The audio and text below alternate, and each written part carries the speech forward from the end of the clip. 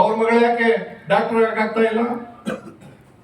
ನಿಮ್ಮಲ್ಲಿ ಕೆಲಸ ಮಾಡೋ ಗಾರೆ ಕೆಲಸ ಮಾಡೋ ವ್ಯಕ್ತಿ ಅವನ ತಮ್ಮ ಯಾಕೆ ಇಂಜಿನಿಯರ್ ಆಗಕ್ಕಾಗ್ತಾ ಇಲ್ಲ, MLA ಆಗಕ್ಕಾಗ್ತಾ ಇಲ್ಲ, ಪ್ರತಿನಿಧಿ ಆಗಕ್ಕಾಗ್ತಾ ಇಲ್ಲ, ಚೇರ್ಮನ್ ಆಗಕ್ಕಾಗ್ತಾ ಇಲ್ಲ? ಮುಖ್ಯಮಂತ್ರಿ ಚಂದ್ರ ಮಗನೇ ಆಗಬೇಕು, ಮುಖ್ಯಮಂತ್ರಿ ಚಂದ್ರ ಹೆಂಡತಿನೇ ಆಗಬೇಕು. ನೋಡಿದ್ದೀರಲ್ಲ ಇವತ್ತು JCB ಏನ್ ಹೇಳಿ? JCB ಅಂದ್ರೆ ಜನತಾದಳ, ಕಾಂಗ್ರೆಸ್, BJP. ಯಾವ ಕುಟುಂಬದಲ್ಲಿ ಇಬ್ಬಿಬ್ರು ಇಲ್ಲ ಹೇಳ್ಬಿಡಿ, ಹೆಸರು ಹೇಳ್ಬಿಡಿ ನೋಡೋಣ. ಮಂತ್ರಿ ಮಗ ಮಂತ್ರಿ ಅಥವಾ ಇನ್ನೊಬ್ಬ MLA, ಇನ್ನೊಬ್ಬ ಹೆಸರು ಹೇಳಕ್ ಹೋಗಲ್ಲ. ಅದು ನಮ್ಮ ಯಡಿಯೂರಪ್ಪನವ್ರ ಕುಟುಂಬ ಇರಲಿ, ದೇವೇಗೌಡರ ಕುಟುಂಬ ಇರಲಿ, ಸಿದ್ದರಾಮಯ್ಯ ಕುಟುಂಬ ಇರಲಿ, DK ಶಿ ಕುಟುಂಬ ಇರಲಿ, ಬೇರೆಯವ್ರಿಗೆ ಚಾನ್ಸೇ ಇಲ್ಲ. ಅಂದ್ರೆ ನಾವು ನೀವು ಓಟ್ ಹಾಕ್ತಾ ಇದ್ದೀವಿ, ನಮ್ಮನೆಯವ್ರನ್ನ ನಿಲ್ಸ್ಕೊಂಡ್ರೆ ಕೆಲ್ಸಕ್ಕೆ ಆಗ್ತಿಲ್ಲ ಅಂದ್ರೆ ಅಷ್ಟು ಕೆಟ್ಟಿದೆ. ಶುದ್ಧೀಕರಣ ಆಗ್ಬೇಕಾಗಿದೆ. ಅದು ಬಸವಣ್ಣನವರ ತತ್ವ, ಬಸವಣ್ಣನವರ ಚಾವಡಿ ಏನ್ ನಡೀತಿತ್ತು, ಚಿಂತಕರ ಚಾವಡಿ ಅಂತ ಹೇಳ್ತಿದ್ದಲ್ಲ, ಅಲ್ಲಿ ಏನ್ ನಡೀತಿತ್ತು ಅದನ್ನ ನಾವು ಮನಸ್ಸಿನಲ್ಲಿ ಇಟ್ಕೊಂಡು ಮಾಡ್ಬೇಕಾಗುತ್ತೆ ಅಂತ ಹೇಳಿ ಇಷ್ಟೆಲ್ಲ ನಾನು ಸ್ವಲ್ಪ ಕಠಿಣವಾಗಿ ಮಾತಾಡಿದ್ದೀನಿ ಅಂತಂದ್ರೆ ನಂದಲ್ಲ, ಇದೆಲ್ಲ ಸ್ವಾಮಿಗಳು ಹೇಳ್ಕೊಟ್ಟಿದ್ದು.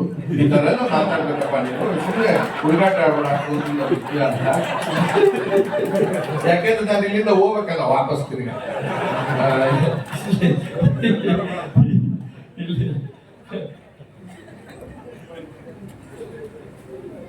ಎಲ್ಲ ಇದೆ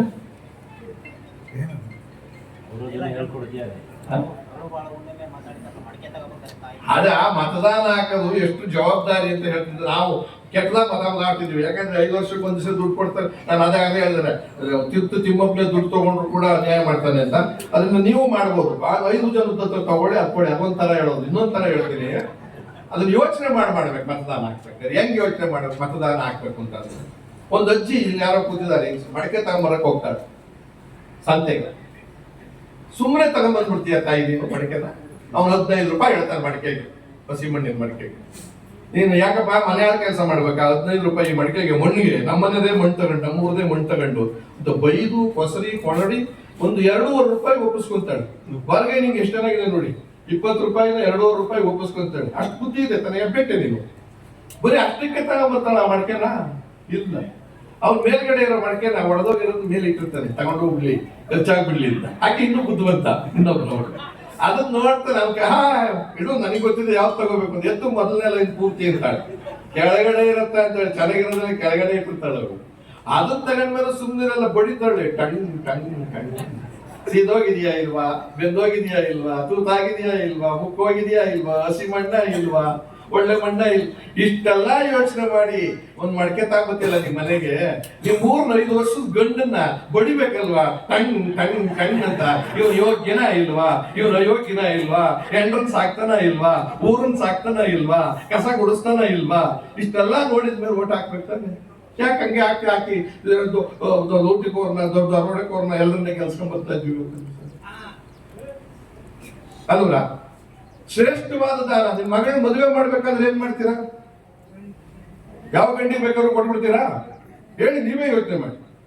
ನಿಮ್ ಮನೇಲಿ ಎಷ್ಟು ಜನ ಇದ್ರೆ ಎಲ್ಲರೂ ಕಳಿಸ್ತೀರಾ? ಕುಕ್ಕರು ಊರ್ ಯಾವ್ದು ನೋಡು, ವಂಶ ಯಾವ್ದು ನೋಡು, ತೋಟ ಗೀಟ ಇದೆಯಾ ಇಲ್ವಾ, ಕುಡಿತನ ಇಲ್ವಾ, ಹೆಚ್ಚು ಕಡಿಮೆ ಅಂಗಾಂಗವನ್ನ ಎಂತದನ್ನ ತೊಂದರೆ ಆಗಿದೆಯಾ, ಬುದ್ಧಿ ನೆಟ್ಗಿದೆಯಾ ಇಲ್ವಾ, ಹೆಂಡ್ರನ್ ಸಾಕ್ತಾನ ಇಲ್ವಾ?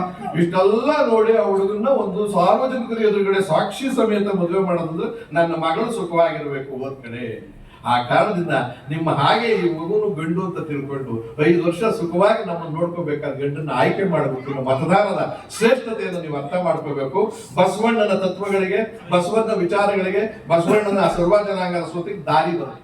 ಯಾರನ್ನಾದ್ರೂ ಗೆಲ್ಸೋಣ, ಯಾರು ಬೇಕಾದ್ರೂ ಇದ್ಕೊಳ್ಳಿ, ಒಂದು ಬದಲಾವಣೆ ಅಂತೂ ಮಾಡ್ಕೊಳ್ಳೋಣ. ಏನು ಅಂತ ಅಂದ್ರೆ ಶುದ್ಧೀಕರಣ ಆಗ್ಬೇಕಂತ ದುಡ್ಡು ತಗೊಳ್ಳೋದ್ರ ಬಗ್ಗೆ ಚಿಂತೆ ಬೇಡ, ಯಾಕಂದ್ರೆ ಅದು ಅಭ್ಯಾಸ ಆಗೋಗ್ಬಿಟ್ಟಿದೆ. ಅದರಿಂದ ಯಾರು ನಾನಂತೂ ತಗೋತೀನಿ ಗೊತ್ತಿಲ್ಲ, ಹೇಳಲ್ಲ ಯಾರಿಗೂ. ನೀವು ತಗೊಳ್ಳೋದು ಬಿಡೋದು ಎರಡನೇ ಬೇಡ. ಹಾಕುವಾಗ ಓಟು ಯೋಗ್ಯರಿಗೆ ಓಟ್ ಹಾಕಿ ಗೆಲ್ಸಿ, ಒಳ್ಳೆಯವ್ರನ್ನ ಗೆಲ್ಸಿ. ಇಲ್ಲಿ ಯಾರು ಒಳ್ಳೆಯವ್ರು ಇದಾರೋ ಅವ್ರನ್ನೆಲ್ಲ ನೋಡಿ ಅವರೇ ಗೆಲ್ಸಿ, ಚಿಂತೆ ಇಲ್ಲ. ಇದನ್ನ